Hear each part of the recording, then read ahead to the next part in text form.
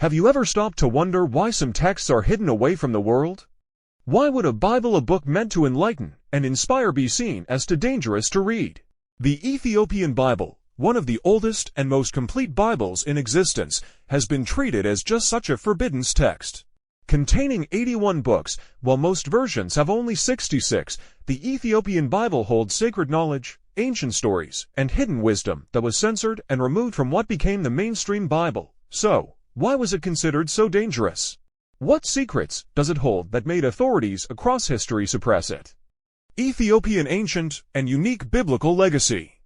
To understand the Ethiopian Bible's unique place in history, we must explore Ethiopia's distinct relationship with Christianity. Christianity came to Ethiopia early in the 4th century, when King Ezana of the Aksumite Empire, one of the most powerful empires in ancient Africa, officially adopted the religion. This decision established Ethiopia as one of the first Christian nations in the world, and the Christian faith became deeply rooted in Ethiopian culture. But Ethiopia didn't adopt just any version of Christianity. The Ethiopian Bible reflects a distinctive Christian heritage, preserving books that much of the rest of the world discarded, like the Book of Enoch and the Book of Jubilees. These ancient texts contain unique narratives, including tales of fallen angels and divine mysteries, that reveal a different perspective on the early days of humanity. While European Christianity developed in tandem with various councils that edited and removed texts, Ethiopia's isolation allowed it to keep these forbidden books intact, creating a legacy unlike any other. Ethiopia, the world's oldest Christian nation. By the 4th century, Ethiopia had become a fully Christian nation. King Ezana's conversion wasn't just a spiritual change. It marked a pivotal moment in Ethiopian history, uniting its people under a shared faith. This was a time when Christianity was spreading rapidly across the Roman Empire, yet Ethiopia embraced it independently, establishing itself as the oldest Christian nation in the world outside the Roman Empire. Ethiopia's location helped it develop a distinct Christian identity. The Ethiopian highlands and mountains made the region difficult to conquer or influence, giving it the autonomy to nurture its own beliefs without interference from Rome or the Byzantine Empire. This physical separation from the centers of Christianity in Europe and the Middle East allowed Ethiopia to preserve an unaltered canon of scripture, holding fast to books that the wider Christian world would later reject or ban. Early Christian gospel in Ethiopian monasteries. Ethiopia's isolation and dedication to preserving its religious texts found a natural home in the country's numerous monasteries. These were not only places of worship but centers of learning and scholarship high in the remote mountains of Ethiopia. These monasteries became the guardians of the Ethiopian Bible, carefully preserving texts for centuries, even as other regions' texts were modified or lost. Monks in Ethiopia, some of whom devoted their entire lives to copying and safeguarding these scriptures, treated these texts with the utmost reverence. They painstakingly hand-copied the Bible onto parchment and stored these manuscripts in secure monasteries, aware of their immense spiritual value. The Ethiopian Orthodox Tewahedo Church played a crucial role in preserving these writings, allowing Ethiopian Christianity to flourish with its unique biblical canon. The hidden story of the Ethiopian Bible. The Ethiopian Bible's preservation allowed for the survival of texts like the Book of Enoch, an ancient work dating back to the 2nd century BCE. This text contains vivid stories of divine beings descending to earth, giving humans forbidden knowledge, and engaging in otherworldly events. The Book of Jubilees offers another unique account of early history, presenting a different chronology for the biblical patriarchs. Why did these books pose such a threat? Some scholars believe they provide alternative spiritual insights, challenging conventional views of heaven, angels, and humankind's place in the cosmos. The Ethiopian Bible's inclusion of these texts suggests a faith that embraced a broader spectrum of human-divine relations, something that the early church might have found disruptive to the unity they were trying to create. Why was the Ethiopian Bible banned? This question takes us into the shadows of history, where political power and religious control shaped the very foundations of belief. The story of this ancient text isn't just about religion. It's about the danger that knowledge can pose to those in authority, and why certain truths were buried, silenced, and hidden from the world. The Ethiopian Bible is the world's oldest and most complete Bible, containing 81 books, 15 more than most others, including extraordinary works like the Book of Enoch, the Book of Jubilees, and the Book of Baruch. These books were banned, deemed too controversial or heretical from mainstream Christianity. But why? What was so dangerous in these pages that religious leaders felt the need to hide them from you? Let's go back to 325 AD, a critical moment in Christian history. The Roman Emperor Constantine was trying to unite the fractured Roman Empire, where Christianity was spreading like wildfire, but in many different forms. People had different interpretations of Christian teachings, some of which conflicted with each other.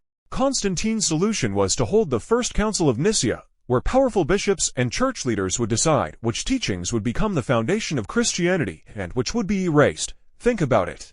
Here, in Nicaea, decisions were made that would shape the future of Christianity for thousands of years. The powerful leaders at this council faced a monumental task. They wanted to unify the faith, but they also wanted to control it. They wanted a Bible that aligned with their beliefs, one that would strengthen their hold over the growing number of followers. Any text that questioned or threatened their teachings had to go. One of the most controversial texts was the Book of Enoch, which tells of angels who descended to earth and shared forbidden knowledge with humans. This was not the obedient, harmonious image of angels that church leaders wanted. Instead, it was a story of rebellion, knowledge, and power, a story that questioned the very nature of good and evil. The church leaders feared this text, thinking it might inspire followers to seek forbidden knowledge themselves. There's more. The Book of Jubilees, sometimes called the Lesser Genesis, gives a different version of the origin of humanity. It recounts creation and the fall of humankind in a way that was far too complex, too mystical, for the teachings the council wanted to emphasize. If people started questioning the foundations of Genesis, what else might they start questioning? These were dangerous ideas that could challenge the church's authority and the tightly controlled narrative they were constructing. Yet, Ethiopia didn't participate in the Council of Nicaea, and it was able to preserve its Bible in its full form, untouched by the censorship and editing imposed by church authorities elsewhere. Ethiopia's geographic isolation, with its rugged mountains and remote monasteries, shielded its unique form of Christianity from Roman and European influence. For Ethiopia, books like Enoch and Jubilees weren't threats to their faith, they were integral parts of it.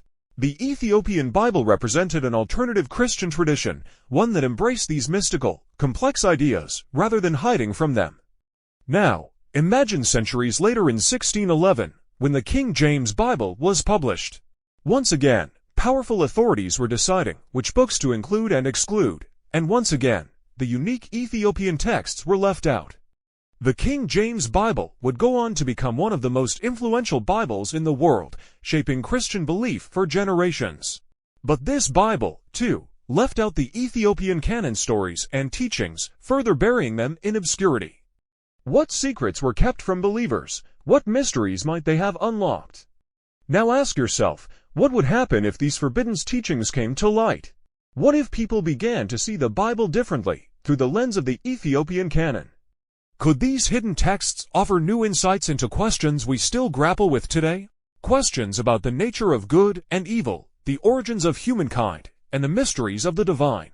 For centuries, the Ethiopian Bible was banned in much of the world, dismissed as heretical or too obscure to matter. But today, there's a revival of interest in its teachings.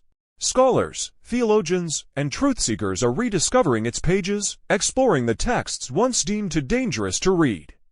And as more people learn about these stories, the very questions that the church once tried to suppress are surfacing again. If this story has opened your eyes to a hidden history, imagine what else might be waiting. Imagine what other truths lie in the shadows, hidden in ancient texts that still haven't been explored. If you're curious about the forbidden, the mysterious, and the untold, be sure to subscribe, like, and comment. And get ready for part 2. Where we'll dive even deeper into the lost teachings, hidden prophecies, and powerful secrets of the Ethiopian Bible. There's more to this story, and you won't want to miss it.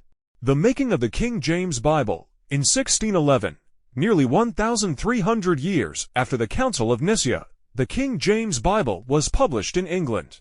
This Bible, created under the direction of King James I, would go on to become one of the most influential and widely read Bibles in history. Like the Council in Nicaea, the creators of the King James Bible excluded any texts not found in the earlier Roman canon. The Book of Enoch and others remained hidden from the Western Christian world, still deemed heretical or irrelevant. Thus, the King James Bible reinforced the division between the official Christian texts and the broader biblical canon preserved in Ethiopia. This decision further buried the Ethiopian Bible's distinct works and maintained their obscurity for centuries, distancing Ethiopia's heritage from the global understanding of Christianity. Exclusion of the Pseudepigrapha from the Christian canon. One reason the Ethiopian Bible's additional books were banned lies in their classification as pseudepigrapha, ancient writings attributed to biblical figures, but not considered genuine by mainstream authorities. The Council of Nicaea and later councils excluded these books, fearing that their alternative ideas could lead believers astray. The Book of Enoch and the Book of Jubilees, for example, explore mystical teachings, angels, and secrets of the heavens. Early church leaders saw these teachings as distractions from the gospel they wanted to promote, preferring to consolidate a version of Christianity that was easier to control. By excluding the Pseudepigrapha, they created a Bible that fit their teachings, pushing Ethiopia's unique biblical tradition into the margins of history. Exploring the dual canons of the Ethiopian Bible. Unlike the Roman canon, which developed with a strict list of texts, the Ethiopian Bible maintained a dual canon that includes both accepted Christian texts and pseudepigraphal works. This approach to sacred scripture highlights a fundamental difference in spiritual philosophy. For Ethiopia, the inclusion of books like Enoch and Jubilees represented a fuller understanding of God's relationship with humanity, with these additional texts offering insight into divine mysteries and historical truths. This dual canon shaped Ethiopia's spiritual identity, presenting a unique form of Christianity that challenges the boundaries of mainstream teachings. The Ethiopian Church viewed these texts as essential to a complete spiritual narrative, recognizing them as equally important as the better-known books of the Old and New Testaments. Factors behind the obscurity of the Ethiopian Bible. While Ethiopia managed to preserve its distinct Bible, many factors contributed to its obscurity. Ethiopia's physical isolation and religious independence meant its Bible was little known outside of Africa for centuries. Additionally, Western Christian authorities dismissed Ethiopian Christianity as heretical, labeling its unique canon as strange or even dangerous. This dismissal further distanced the Ethiopian Bible from the wider Christian tradition, contributing to its hidden status. Revived interest in the Ethiopian Bible. Today, the Ethiopian Bible is gaining new attention as scholars, religious historians, and curious readers seek out its lost wisdom. There is renewed fascination with what these unique texts might reveal about early Christian thought and the broader human experience.